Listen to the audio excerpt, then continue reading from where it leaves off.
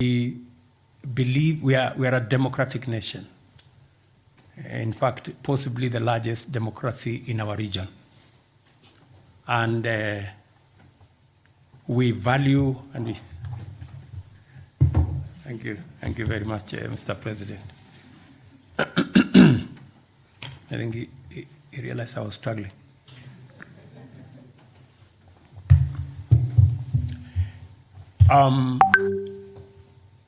As I said, we are a democratic country. We went into elections in August last year. Highly competitive election, very peaceful election, the best acclaimed outcome ever, an election that dealt a big blow to ethnicity, that election was devoid of any ethnic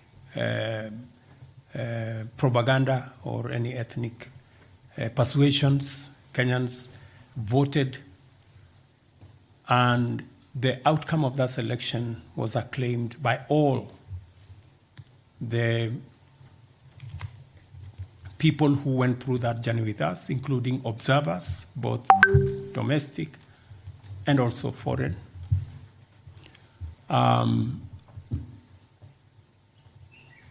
Subsequently, somehow the opposition,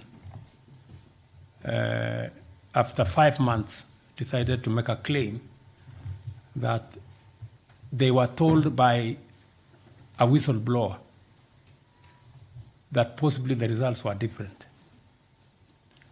They haven't been good enough to tell us who the whistleblower is and how they arrived at a different set of results than one that were released by our Independent Electoral and Boundaries Commission. However, as I said on Sunday, in times like this, it is not a question of who is right and who is wrong. In times like this, you have to put your house in order. And as president, I owe it to the people of Kenya to provide leadership. And on Sunday, I did ask the opposition to reconsider the demonstrations that they had undertaken, because protests and demonstrations are provided for in our constitution. But the protests and demonstrations were acquiring an ugly, violent turn that was destroying property, putting a lot of lives into risk, causing a lot of unnecessary chaos. And it was time for them to reconsider those demonstrations. I did offer them that whatever issues that they had, there was democratic, constitutional, legal channels of raising those issues using the platform of Parliament in a bipartisan manner. And that is the offer I made to the opposition. You asked me a direct question whether there will be a handshake because of this situation. I want to tell you there will be no handshake. But there will be an engagement in Parliament on the issues that have been raised. Those that Parliament can resolve, they will be resolved. And when I say there will be no handshake, I know that there is a context, like we were being told here, please have a handshake. Unfortunately for us in Kenya, a handshake has a different connotation. And that is the one that I am talking about.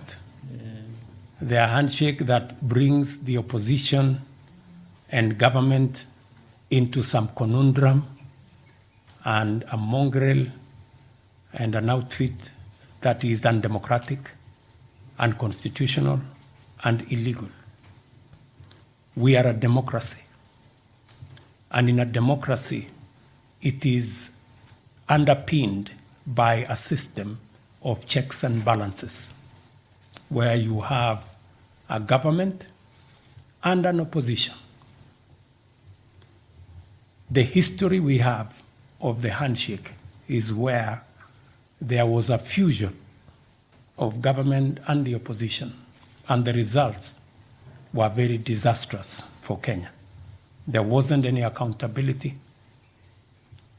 The whole system went rogue, and the people of Kenya do not want a situation where democracy is undermined. Democracy is, the system of checks and balances is undermined. Kenyans want a democracy where the system of checks and balances works. I am a great believer myself in a system where there are robust checks and balances, because that's the only way you can hold a government or an executive to account. And holding an executive or a government to account works for everybody. It works for the citizens, it works for the government because they are kept on their toes, and it works for the opposition as well, because then they become part of success of a country. So I hope I have answered your question. Thank you.